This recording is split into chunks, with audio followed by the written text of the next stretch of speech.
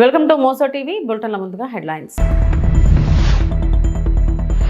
దిత్వా తుఫానుపై హోంమంత్రి అనిత సమీక్ష.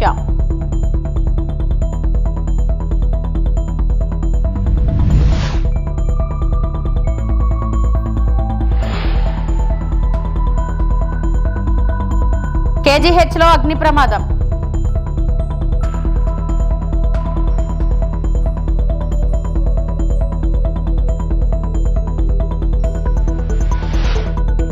వచ్చే ఏడాది అక్టోబర్ నాటికి 400 కేవీ లైన్లు. కేంద్ర మంత్రి పెమ్మసాని.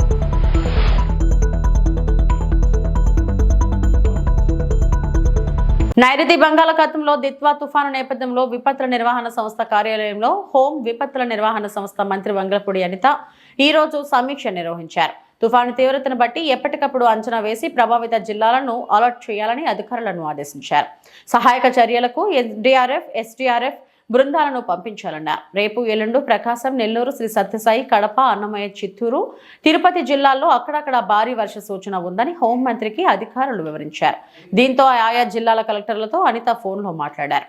విపత్తుల సంస్థ టోల్ ఫ్రీ నెంబర్లో 112107104250100101 సంప్రదించాలని తెలిపారు. శిథిలావస్థలో ఉన్న ఇళ్లలో ఉండే వారిని గుర్తించి ముందుగానే సురక్షిత ప్రాంతాలకు తరలించాలని ఆదేశాలు జారీ చేశారు. అవసరమైతే ప్రజలను సహాయక శిబిరాలకు తరలించడానికి సిద్ధంగా ఉండాలన్నారు.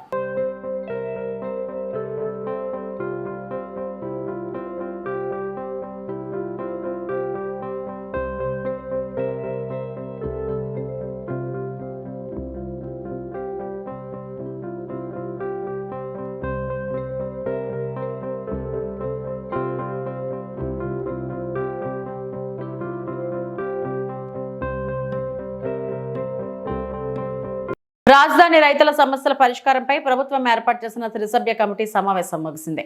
అమరావతి సిఆర్డీఏ కార్యాలయంలో ఏర్పాటు చేసిన ఈ సమావేశానికి కేంద్ర మంత్రి పెమ్మసాని చంద్రశేఖర్, మంత్రి నారాయణ, ఎమ్మెల్యే శ్రావణ్ కుమార్, సిఆర్డీఏ అధికారులు హాజరయ్యారు. జరీబు, మెట్ట భూములు, గ్రామ కంఠాలు, అసైన్డ్ లంకా భూముల అంశంపై చర్చించారు. అనంతరం మీడియాతో మాట్లాడారు. జనరల్ గా ప్లానింగ్ చేసినప్పుడు వాస్తు వాటికి కొన్ని బ్యాడ్ ఫేసింగ్ వాటిని మనం వాటికి ఎలా చేయకూడదు. అందులో north west, east south east, south west, west south west bad facing. ఇలాంటి ప్లాట్స్ కనుక ఎవరికైనా సరే, ఇంతకుముందు రిజిస్టర్ చేసుకున్న వాళ్ళైనా లేకపోతే ఇంకా రిజిస్టర్ చేసుకోలేని వాళ్ళైనా చేసుకుండా ఉండని వాళ్ళు కూడా ఈ బ్యాడ్ ఫేసింగ్లో కనుక వాళ్ళకి ప్లాట్ అలాట్ అయితే వీటిని ఆల్టర్నేటివ్గా గుడ్ వాస్తు ఉన్న ప్రకారం, రూల్స్ ప్రకారం ఏవైతే ఉన్నాయో అవి రీఅలాట్ చేస్తారు లాటరీలో. అది కూడా లాటరీలో చేస్తారు. వాటికి అయ్యే రిజిస్ట్రేషన్ ఖర్చు గవర్నమెంట్ భరిస్తుంది. కాబట్టి అలాంటివి ఉంటే ఈ 156 మందిలో ఇవన్నీ ఒకసారి చెక్ చేసి అలాంటి వాళ్ళందరికీ చేస్తారు. అది ఒకటి. ఇంకొకటి వాళ్ళు అడిగింది, రైతులంతా ఏమడిగారంటే కమర్షియల్లో కూడా ఒరిజినల్ ప్లానింగ్ ప్రకారం కమర్షియల్లో వాస్తుని మనం ఈ రోడ్డు పోవటం తీసుకోకపోతే వాళ్ళు ఏమంటున్నారంటే వెస్ట్ సౌత్ వెస్ట్లో మాకు ప్రాబ్లం ఉంది, అది కూడా మాకు ఇబ్బందికరమైందే, దాన్ని కూడా మార్చాలని అడుగుతా ఉన్నారు. అది ఒక ఇష్యూ. రెండోది, మెయిన్ రోడ్డు పెద్దగా ఉంది, చిన్న రోడ్డు ఏమో దానికి కనెక్ట్ అయ్యేది చిన్న రోడ్లు ఉన్నాయి. ఆ పెద్ద రోడ్డు ఉన్నది, చిన్న రోడ్డు ఉన్న చాట అది రోడ్డు పోర్టు కింద రాదు అని చెప్పి ఆ రోజు వాస్తు వాళ్ళు చెప్తే దాన్ని కూడా మనం ఇంక్లూడ్ చేయలేదు. అయితే వీళ్ళు ఏమంటున్నారంటే దాన్ని కూడా మీరు ఒకసారి కన్సిడర్ చేయమంటున్నారు. అయితే ఇవన్నీ అసెస్ చేయాలి. కమర్షియల్కి కానీ, large road, small road hits కానీ నెక్స్ట్ టైం రివ్యూకి అసెస్ చేసి ఇంపాక్ట్ ఎంత ఉందో చూసి అవేమన్నా సాధ్యం అయ్యే పని తక్కువ అయితే చేయగలిగితే చేస్తాం. అవి తక్కువ కాకుండా ఎక్కువ అయిపోయి అదంతా సిస్టమ్ అంతా డిస్టర్బ్ అయ్యే పని అయితే వాటిని చేయాలంటే కష్టం. కాబట్టి ఈ రెసిడెన్షియల్ ప్లాట్ వరకు 100% ఏదైతే గైడ్ లైన్స్ ఉన్నాయో దాని ప్రకారం మొత్తం చేస్తాం. మిగిలిన ఈ 2 ఇంపాక్ట్ అసెస్మెంట్ చేస్తాం. అది నెంబర్ 1. రెండో ఇష్యూ వచ్చేటప్పటికి వాళ్ళు తీసుకున్నది ల్యాండ్ పూలింగ్లో ల్యాండ్ ఎక్కువ. అంటే మనం చేసిన ల్యాండ్ పూలింగ్లో 2492 ఎకరాలు ఇంకా ల్యాండ్ పూలింగ్లోకి రాలేదు. ఇందులో 45 కోర్టు కేసులు ఉన్నాయి. 45 కోర్టు కేసుల్లో నారాయణ గారు అందరూ కూర్చొని నిన్న 17 కేసులు విత్డ్రా చేయించారు. ఇంకొక 28 కేసులు ఉన్నాయి. డిసెంబర్ 3వ తారీఖు అవి హియరింగ్కి వస్తున్నాయి. ఇవన్నీ క్లియర్ అయిపోతే డిసెంబర్ 10th కల్లా నోటిఫికేషన్ ఇచ్చి ఆ విలేజెస్లో ల్యాండ్ ఎక్విజిషన్ చేయాలనేది ఒకటి. అది గవర్నమెంట్ ప్రొసీజర్ ప్రకారం.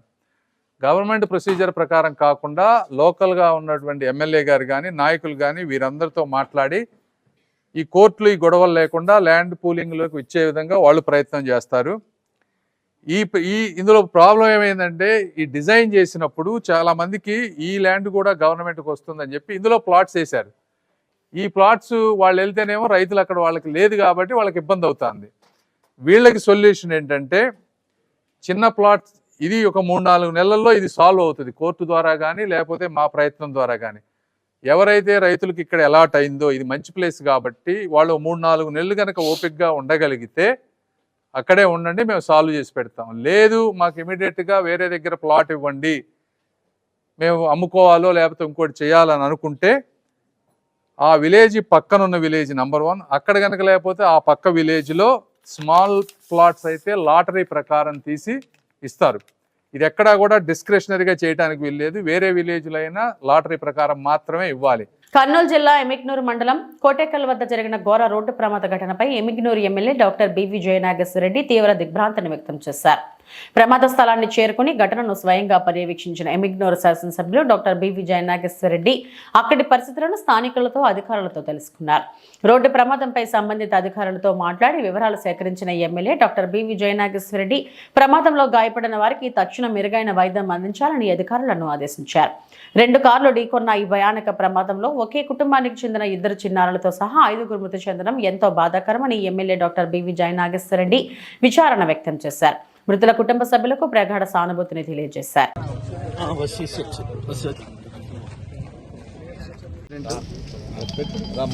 ఏదైతే తెల్లవారుజాము 4 నుంచి 5 గంటల లోపు జరిగినటువంటి ప్రమాదం, ఇప్పుడే పోలీసు వారు డిఎస్పీ గారు, ఏఎస్పీ గారు, సిఏ గారు వారు చెప్పిన వివరాల ప్రకారం ఏదైతే ఆ సమయంలో కొద్దిగా ఆ డ్రైవర్ ఎవరైతే ఉన్నారో నిద్రపోయినట్టుగా అనిపిస్తుంది. అదే రకంగా కొంచెం చలికాలంలో ఫాగ్ ఉండడం వల్ల కూడా కొద్దిగా మసగగా ఉంటుంది పరిస్థితి. డైరెక్ట్గా ఇంపాక్ట్ చూస్తే మీరు అటు పోవాల్సిన వ్యక్తి ఆ డిజైర్ ఏదైతే ఉందో ఆల్మోస్ట్ రైట్కి రావడం, అక్కడి నుంచి వచ్చే వ్యక్తి డైరెక్ట్గా లెఫ్ట్ సైడ్ ఇంపాక్ట్. దురదృష్టం ఏమంటే ఆ కారులో ఉన్నటువంటి 7 మంది ప్రయాణించే వాళ్ళలో దాదాపు 5 మంది అక్కడికక్కడికే స్పాట్ డెడ్. 2 చిన్నపిల్లలు కూడా ఉన్నారు. కోలార్ నుంచి చిక్క హుసల్ అనే గ్రామం అని చెప్పి అక్కడ ఆ ప్రాంతం నుంచి చెప్పడం జరిగింది. ఇంకొక వెహికల్ ఏమో హైదరాబాద్ నుంచి వస్తున్నారు. సో మొత్తానికి ఓవరాల్గా చూస్తే దురదృష్టకరం, అసలు చాలా దుర్ఘటన. వారి కుటుంబాలకు ప్రగాఢ సానుభూతి తెలియజేస్తున్నాం. ఇక్కడ ఏదైతే ఉందో చర్యలు కూడా ఆ యాక్సిడెంట్ జరిగినటువంటి ఆ వెహికల్ ఏదైతే ఉందో అక్కడ నుంచి 4 తీవ్రంగా గాయపడ్డారు. వాళ్ళని కూడా హాస్పిటల్లో చేర్చడం జరిగింది. ఈ యొక్క బాడీస్ కానీ అదే రకంగా వారి కుటుంబ సభ్యులు కూడా వివరాలు చేర్చడం జరిగింది. ఇటువంటి దుర్ఘటనలు కూడా చూస్తున్నాం దాదాపు ఈ మధ్యకాలంలో. నిన్న కూడా ముఖ్యమంత్రి వాళ్ళు చంద్రబాబు నాయుడు గారు కూటమి ప్రభుత్వం కూడా ప్రత్యేక దృష్టి పెట్టి స్పీడింగ్ కావచ్చు, హైవేస్ మీద ఉన్నటువంటి చర్యలు ఏ రకంగా తీసుకోవాలా, కంప్లీట్గా ఈ యాక్సిడెంట్స్ని తగ్గించాలా, దీని మీద కూడా ప్రభుత్వం చర్యలు తీసుకుంటూ ఒక బాధ్యతాయుతమైన నిర్ణయాలు కూడా తీసుకోబోతా ఉంది. ఇటువంటి దుర్ఘటన ఈ ప్రాంతం మన జ్యూరిడిక్షన్లో జరగడం చాలా బాధాకరంగా ఉంది. ఎందుకంటే చిన్నపిల్లలు అదే రకంగా ఆ కుటుంబంలో ఉన్న 5గురు కూడా వాళ్ళు అక్కడ నుంచి వచ్చేటువంటి స్పాట్ డెడ్ అక్కడ చనిపోవడం అనేది చాలా బాధాకరం. వారి కుటుంబాలకు ప్రగాఢ సానుభూతి తెలియజేస్తూ ఈ వివరాలతో పాటు వారికి కూడా ఏ రకమైన సహాయ సహకారం అందించాలో ప్రభుత్వం తరఫున అదే రకంగా పోలీస్ శాఖ వారు కూడా ఇమీడియట్గా దాని రిలీఫ్ కూడా మెజర్స్ అని తీసుకున్నారు. కర్నూలు జిల్లా ఎమిగ్నూరులో జరిగిన రోడ్డు ప్రమాదంలో గాయపడిన వారిని మంత్రి టీజీ భరత్, కలెక్టర్ సిరి పరామర్శించారు. క్షతగాత్రులు గంగమ్మ, చేతన్లకు మెరుగైన వైద్యం అందించాలని వైద్యులకు సూచించారు. బాధితులకు ప్రభుత్వం అండగా ఉంటుందని భరోసా ఇచ్చారు. శనివారం ఉదయం ఎమిగ్నూరు కోటేకల్ వద్ద 2 కార్లు ఢీకొని 5గురు మృతి చెందారు. మృతులను కర్ణాటకలోని కొలాల్ జిల్లా చిక్కహోసాహలికి చెందిన వారిగా పోలీసులు గుర్తించారు.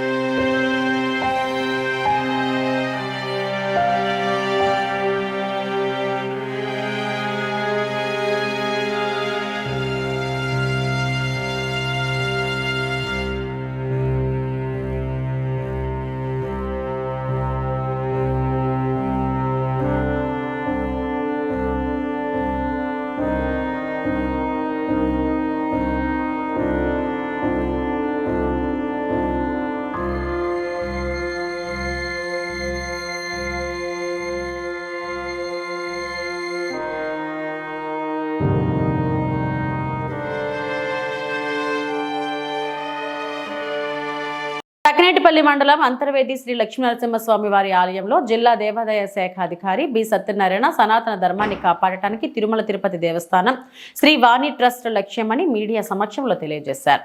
ఎస్సీ, ఎస్టీ, బీసీ, ఓసీ కేటగిరీలో భజన మందిరాలు నిర్మించనున్నాయి. వాటిలో భాగంగా 5 సెంట్లు భూమికి 10 లక్షలు, 8 సెంట్ల భూమికి 15 లక్షలు, 10 సెంట్ల స్థలాన్ని 20 లక్షల చొప్పున దేవాదాయ ధర్మాదాయ శాఖ ఆధ్వర్యంలో నిర్మిస్తామని తెలిపారు. పాడైన ఆలయ నిర్మాణంకు గాలిగోపురం ప్రాకారాలు, ధ్వజస్తంభం నిర్మాణాలకు CGF ఫండ్ నుండి 33 మ్యాచింగ్ ఫండ్ కడితే శ్రీవాణి ట్రస్ట్ ద్వారా 67% అంటే నిర్మించబడినవి. ప్రస్తుతం 38 దేవాలయాలు 33 కోట్ల రూపాయలతో నిర్మించబడుతున్నాయని తెలిపారు. సంబంధించి 18 కోట్ల 70 లక్షలు మనం మంజూరు చేసి ఉన్నామట. ఇక ఆల్మోస్ట్ ఆల్ దేవాలయాలను కంప్లీట్ అయిపోయి ఇంకా 36 దేవాలయాలు ఉన్నాయి. అవి నియర్ కంప్లీషన్ స్టేజ్లో ఉన్నాయి. ఈ విధంగా చూసుకుంటే మన గవర్నమెంట్ ఎక్కడైతే వేద పారాయణ చేస్తూ ఉన్నటువంటి వేద పండితులు ఎవరైతే ఉన్నారో వారికి నిరుద్యోగ భృతి కింద నెలకి 3,000 రూపాయలు వారికి ఆన్లైన్లో పంపించడానికి ఒక స్కీమ్ ఒకటి ఉన్నది. ఇప్పటికీ మన జిల్లాలో 60 మంది వేద పండితులు ఈ యొక్క స్కీమ్లోకి చేరి అక్కడ ప్రభుత్వం నుంచి ఈ యొక్క బెనిఫిట్ పొందుతున్నారు. అదేవిధంగా మన ఇంకొక స్కీము దీప నైవేద్యం స్కీమ్ అండి. ఇది దేవాదాయ శాఖలో ఉన్నటువంటి దేవాలయాలకు సంబంధించి ఎక్కడ ఆస్తులు లేకుండా ఉండి నిరాధరణ అయినటువంటి దేవాలయాలు ఏవైతే ఉన్నాయో 5 ఎకరాల లోపు భూములు ఎక్కడైతే ఉన్నాయో అక్కడ అటువంటి దేవాలయాల్లో మనకి గవర్నమెంట్ నుంచి మనకి దీప నైవేద్యం స్కీమ్ అని చెప్పి మనకి 10,000 రూపాయలు నెలకి ఆ దేవాలయానికి ఇచ్చేటట్టుగా ఒక స్కీమ్ కూడా ఒకటి ఉంది. ఇప్పుడు ఇందులో మన జిల్లాలో 189 దేవాలయాలు ఈ దీప నైవేద్యం స్కీమ్లో ఉన్నాయి. అవన్నీ కూడా చక్కగా నడుస్తున్నాయి. అక్కడ అర్చకుడు అక్కడ ఉండి చేయవలసినటువంటి ప్రత్యేకంగా పూజలు చేయవలసిన అవసరం ఉంది. ఈ దీప నైవేద్యం స్కీమ్కి సంబంధించి అక్కడ ప్రతిష్ఠ దేవాలయం అయి ఉండాలన్నమాట. అంటే రాతి ప్రతిష్ఠ విగ్రహాలు రాతితో చేసి ప్రతిష్ఠ జరిగి ఉండాలి. లేదా విమాన గోపురం లేకపోతే ధ్వజస్తంభం ఉన్నటువంటి దేవాలయాలు అయ్యి ఉండి 25 సంవత్సరాలు పైబడి కట్టబడినటువంటి దేవాలయాలు ఏవైతే ఉన్నాయో వాటికి ఈ స్కీము వర్తిస్తుంది. ఈ స్కీములో మనకి 189 దేవస్థానాలు మనకి ఇందులో బెనిఫిట్ పొందుతున్నాయి. అదేవిధంగా ఎక్కడైతే అర్చకులకి మినిమం వేజెస్ ఇవ్వాలని గవర్నమెంట్ సూచనలు చేసింది, వాళ్ళకి ఒక్కొక్క అర్చకుడికి 15,625 రూపాయలు మినిమం అర్చక జీతం చెల్లించాలన్నట్టుగా మనకి జీవో ఇష్యూ చేసి ఉన్నారు. దాని ప్రకారం ఇప్పుడు ఎక్కడైతే దేవాలయాల్లో మనకి ఫండ్స్ ఉన్నాయో దాంట్లో మనం ఖచ్చితంగా వాళ్ళకి 15,625 రూపాయలు మనం చెల్లించడం జరుగుతుంది. విశాఖ KGH లో అగ్ని ప్రమాదం జరిగింది. కార్డియాలజీ విభాగంలో స్వల్పంగా మంటలు చెలరేగాయి. అప్రమత్తమైన అగ్నిమాపక సిబ్బంది మంటలను ఆర్పివేశారు. పూర్తి వివరాలు తెలియాల్సి ఉంది.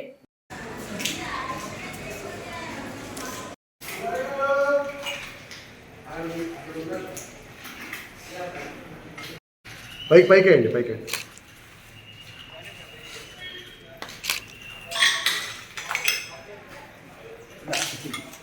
ఏసీలో వచ్చండి.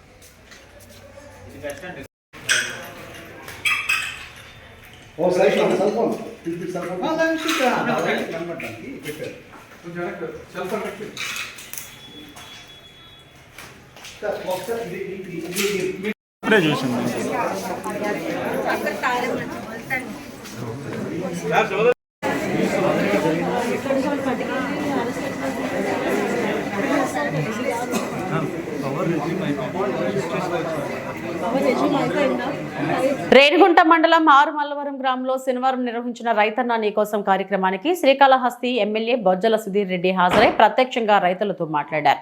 గ్రామంలోని వ్యవసాయ పరిస్థితులు, సాగు సవాళ్లు, ఎరువులు, విత్తనాలు లభ్యత, నీటి సమస్యలు, పంట బీమా అంశాలపై రైతుల నుంచి వివరాలు సేకరించారు. ఎమ్మెల్యే వెంటనే సంబంధిత శాఖల అధికారులు సూచనలు జారీ చేశారు.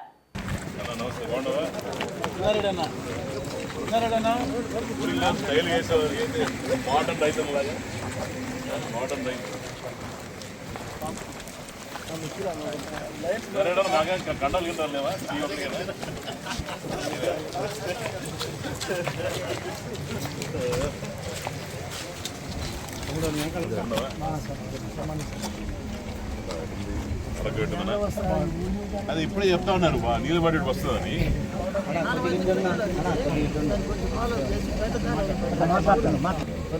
డిపార్ట్మెంట్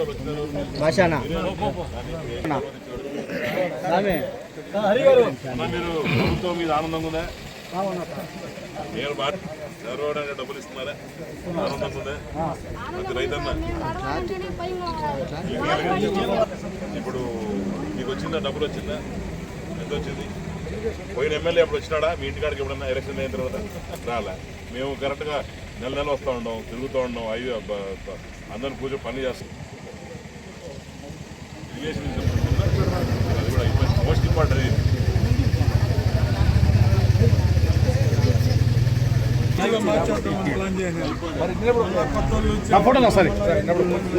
అయ్యో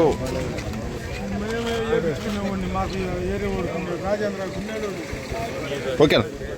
అదోని మండలం పరిధిలో పెద్దతుంబలం గ్రామాన్ని మండల కేంద్రంగా ప్రకటించాలి. అదోనిని జిల్లాగా ప్రకటించాలని పెద్దతుంబలం గ్రామం చుట్టుపక్కల గ్రామాల ప్రజలు, పెద్దతుంబలం గ్రామ ప్రజలు బైక్ ర్యాలీతో ఎమ్మెల్యే పాదసారథి, మాజీ ఎమ్మెల్యే మీనాక్షి నాయుడు, మాజీ ఎమ్మెల్యే సాయి ప్రసాద్ రెడ్డి మరియు సబ్ కలెక్టర్ మొదలగు వారికి పెద్దతుంబలం మండల కేంద్రంగా ప్రకటించాలని వినతిపత్రం సమర్పించడమైంది. ఈ కార్యక్రమంలో పెద్దతుంబలం మండల సాధన సమితి సభ్యులు, పెద్దతుంబలం గ్రామానికి చుట్టుప్రక్కల ఉన్న గ్రామ సర్పంచులు, ఎంపీటీసీలు, ప్రజలు తదితరులు పాల్గొన్నారు. ఉప ముఖ్యమంత్రి గారి అనుమతి లేకుండా నేను మాట్లాడడం సాధ్యం అవుతుందా? జిల్లా గురించి మాట్లాడింది నేను అసెంబ్లీలో నిజం కాదా? జిల్లా ఉద్యమాన్ని మళ్ళీ నిద్ర లేపింది నేను కాదా? ఊరూరు తిరిగి మ్యాప్లు వేసి చూపెట్టి చివరికి ఆటో వాళ్ళు మా ఇంటికి వస్తే కూడా ఆటో వాళ్ళకందరికీ కూడా ఎందుకు జిల్లా కావాలని చూపించిన వీడియోని మీరు ఎవరు చూడలేదా? మరి ఆ మాట ఎలా అంటారు? ఎవరు ముఖ్యమంత్రి గారికి తెలియదు, ఎవరికి తెలియదు. అయ్యా నాకు ఎటువంటి క్రెడిట్ అక్కర్లేదు అయ్యా, మేమందరికీ చెప్తా ఉంటాం. జిల్లా అయితే చాలు, 4 మండలాలు అయితే చాలు. ఆ క్రెడిట్ ఏదో మీరే పెట్టుకోండి, ఆ కిరీటం మీద మీరే పెట్టుకోండి. డాక్టర్ ఎమ్మెల్యే పార్థసారథి గారి నాయకత్వం,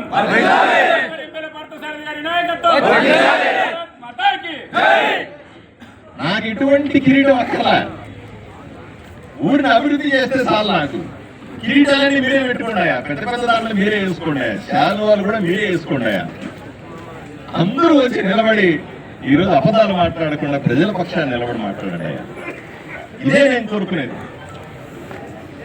ఈ రోజుకైనా ఏ రోజుకైనా నా కంఠంలో ప్రాణం ఉండగా నేను చెప్పే మాట ఇదే, ఆదోనిని జిల్లా చేయాలి, ఆదోనిని చేయాలి, ఆదోని 4 మండలాలు చేయాల్సిందే. ఆదోని 4 మండలాల్లో పెద్ద హరివాణం, పెద్ద తుమ్మలంతో పాటుగా ఇంకొక 2 మండలాలు ఎటు చేసినా ఇబ్బంది లేదు. ఎందుకంటే ఈ 2 పెద్ద గ్రామాలని మండలాలు చేయాల్సిందే. ఈ పరిస్థితిని నేను మొదటి నుంచి చెప్తా ఉన్నా, ఈ రోజు చెప్తున్నా, ఏ రోజు కన్నా సాధించి తీరుతానని మాత్రం మీ అందరికీ చెప్తాను. బాలకృష్ణతో అఖండ 2 చేస్తే అందరికీ పరమేశ్వరుడే కనిపించాలన్న లక్ష్యంతో బరిలోకి దిగినట్లు దర్శకుడు బోయపాటి శ్రీను అన్నారు. ఆయన దర్శకత్వంలో బాలకృష్ణ హీరోగా ముస్తాబైన చిత్రం అఖండ 2 డిసెంబర్ 5న ప్రేక్షకుల ముందుకు రానుంది. ఈ నేపథ్యంలో హైదరాబాద్ లో ప్రీ రిలీజ్ ఈవెంట్ ఏర్పాటు చేశారు. ఆ భగవంతుడే తనతో ఈ చిత్రం చేయించుకున్నాడని బోయపాటి అన్నారు. అందరికీ నేను పేరు పేరున నా కృతజ్ఞత తెలియజేస్తున్నాను. నేను ఎమోషన్ని నమ్ముతానండి. ఒక కథ వెళ్ళే విధానంలో ఉండే ఎమోషన్ని నమ్ముతాను. ఆ ఎమోషన్ నుంచి వచ్చి ఒక యాక్షన్ని నమ్ముతాను. ఆ యాక్షన్ నాకు ఈ సినిమాలో నాతో పాటు పనిచేసిన వాళ్ళు రామలక్ష్మణుల మాస్టర్ గారు అండ్ ఫ్యూచర్లో ది బెస్ట్ ఫైట్ మాస్టర్ అయ్యే రాహుల్, వీళ్ళు నాకు పనిచేశారు. ఓకే మాస్టర్, మీకు ఒక్క మాట చెప్తున్నాను, మనం ఏం చేశాము అనేది రేపు సినిమా చూస్తారు, చూసిన ఆడియన్స్ మాట్లాడతారు. ఆ రోజు సక్సెస్లో మనం మాట్లాడదాం, సక్సెస్ మీట్లో. కానీ ఒక్కటి మాత్రం మీకు కరెక్ట్ గ్యారంటీ చెప్పగలను మాస్టర్, మీకు ఒక మంచి కొడుకున్నాడు, వాడు మంచి టెక్నీషియన్, ఫ్యూచర్లో ది బెస్ట్ మాస్టర్ అవుతాడు తెలుగు ఇండస్ట్రీలో, నన్ను నమ్మండి.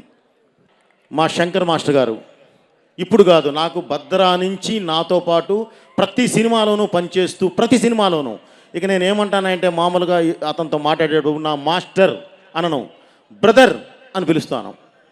నాకు అంత క్లోజ్, అంత ఇదిగా ఉంటారు నేనంటే. మన సినిమాకి అంత ప్రాణం పెట్టి పనిచేస్తారు.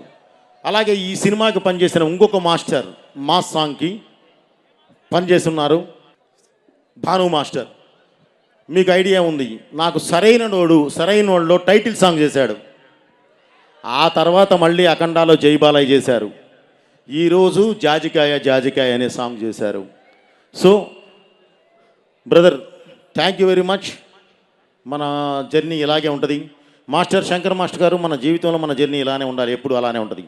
అలాగే మన ప్రకాష్, ఆర్ట్ డైరెక్టర్ ప్రకాష్ గారు, ఇక ప్రకాష్ గారి గురించి చెప్పే పని లేదండి. నిజంగా సృష్టికి ప్రతి సృష్టి అంటే వాళ్ళే చేయగలరు. నాకు బాగా నా చేతిలో ఉండి ప్రతిదీ ఏదైనా సరే ఒకటి చెప్పింది అర్థం చేసుకొని అర్థవంతంగా మనకు సెట్ ఇవ్వగలిగిన వ్యక్తి ఆయన. సో గ్యారంటీ మనస్ఫూర్తిగా తనను అభినందించాలి సార్. మన జర్నీ కూడా ఎప్పుడు ఇలాగే ఉండాలి.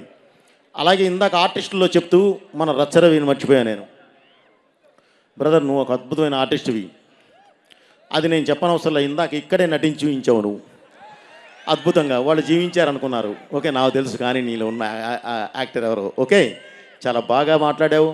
ఏదైనా సరే ఒకళ్ళని ఇన్స్పైర్ చేయాలి అని అంటే అద్భుతంగా ఏం చెప్పాలనుకుంటున్నావో గుండెల్లోంచి అద్భుతంగా చెప్పావు. ఓకే,